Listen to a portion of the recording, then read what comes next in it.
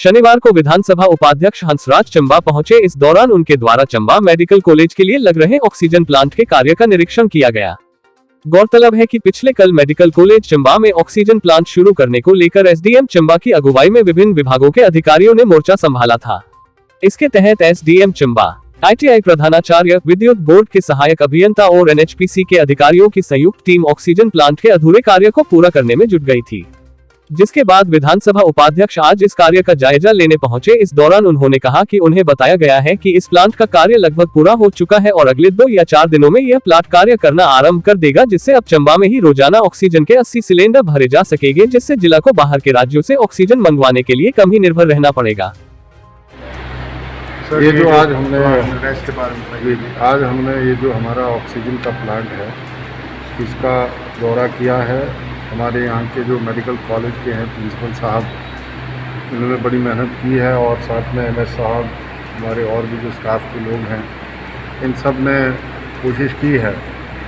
Oxygen एक बड़ा issue इस कोविड के दौर में बना है, लेकिन भारत सरकार और हिमाचल की हमारी सरकार ने प्रयास किए हैं कि चंबा जो रिमोट एरिया है, एस्पिरेशनल ज़िला है, बैकवर्ड भी है, यहाँ पर कोविड के कारण जो मरीज हमारे यहाँ एडमिट होंगे, जितने हम बेड लगाने की कोशिश कर रहे हैं, उसमें एडिक्वेट जो है वो ऑक्सीजन सप्लाई हो, उसके लिए इस प्लांट का चलना भी ज़रूरी है। तो हमने गुजारिश करी थी माननीय मुख्यमंत्री जी से भी बार बार और आग्रहपूर्वक कहा भी था कि हमें सपोर्ट करें, हमें जो और भी स्किल्ड लोग चाहिए हैं, चाहे वो नर्सेज का है, चाहे वो और पैरामेडिकल स्टाफ्स का है, चाहे डॉक्टर्स का विषय है, तो वो भी टेकअप हमने बार बार किया है। जैसे हमारे कोविड जो आईसीयू है या सीसीयू है, इसमें जो वेंटिलेटर पे लोग अब गए हैं, उनमें हमें एनेस्थीसिया से जुड़े हुए डॉक्टर्स को बहुत चाहिए। तो जो प्रिंसिपल साहब ने कहा, जो मुझे जानकारी दी, उसके मुताबिक हमारे पास 3 ही है, जबकि टांडा और जगह बहुत सारे लोग हैं।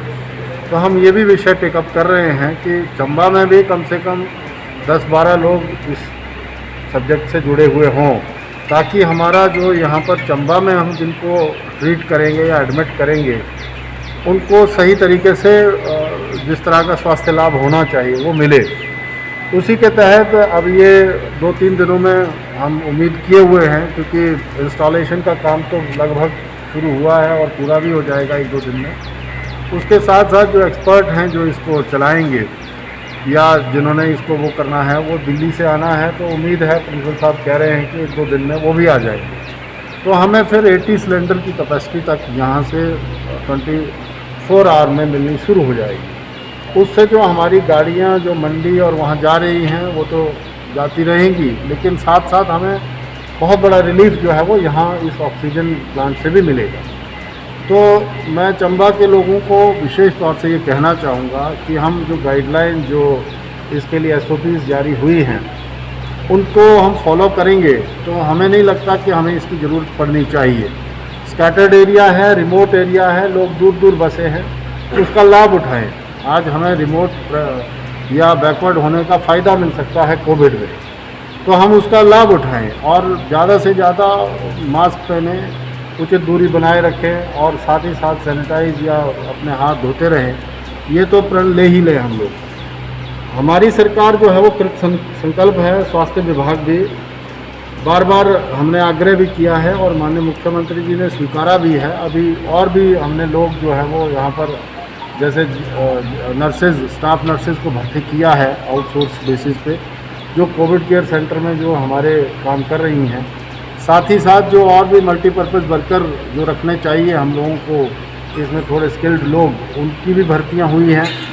कोशिश ये है कि चंबा जो है वो पैनिक की स्थिति में ना आए और पैनिक क्रिएट ना हो, जबकि दूसरे ज़िलों में या और जगह थोड़ा और पैनिक क्रिएट हुआ है, लेकिन व्यवस्थाएं वहाँ और अच्छी हैं। हमें अगर दूसरा ज़िला पकड़ना है तो हमें 4 से 5 घंटे लगते ही हैं, बाकियों को इतना समय नहीं लगता। कह रहे हैं वो चीज़ें फॉलो करें, सरकार जो कह रही है वही करें। और दूसरा जो है वो पैनिक भी होने की ज़रूरत है नहीं, क्योंकि हम व्यवस्थाएं कैसी खड़ी हों वो कर लगे हुए हैं। यहाँ चंबा जो मेन हॉस्पिटल है हमारा मेडिकल कॉलेज, इसमें जो व्यवस्था अतिरिक्त बेडों के लिए हो सकती है वो भी हमने की है। और साथ ही साथ लगभग 80 के तकरीबन बेड जो है वो हमारे जो है वो तैयार हो रहे हैं। इसमें फिर जो हमारा डलहौजी का है या जैसे सलूनी का है, इवन तीसा में भी हमने कोशिश की है कि 30 बेड कम से कम वहाँ अवेलेबल रहें और वहाँ भी हो, और भटियात समौट इधर भी कोशिश की है। भरमौर में भी हमारा जो आयुर्वेदा का हमारा हॉस्पिटल है वहाँ कोशिश की है। तो मैं आप लोगों के माध्यम से यही कहना चाहूँगा कि हिमाचल की सरकार, भारत की सरकार कोशिश में है कि जो ये पेंडेमिक है, ये जो महामारी है, इससे चंबा के आमजन को किसी तरह का नुकसान ना हो, फ़ायदा हो, और हम लोग जो है वो स्वस्थ रहें और खुशहाल चंबा जो रहा है ऐसा रहे, इसके लिए हम बराबर प्रयास करें। हिमाचल प्रदेश और चंबा जिला से जुड़ी विभिन्न जानकारियों को जानने के लिए देखते रहिए चंबा हलचल का यूट्यूब चैनल और फेसबुक पेज। हमारे साथ जुड़े रहने के लिए हमारे यूट्यूब चैनल को सब्सक्राइब करें और फेसबुक पेज और वीडियो को जरूर लाइक करें। धन्यवाद। देखते रहिए चंबा हलचल।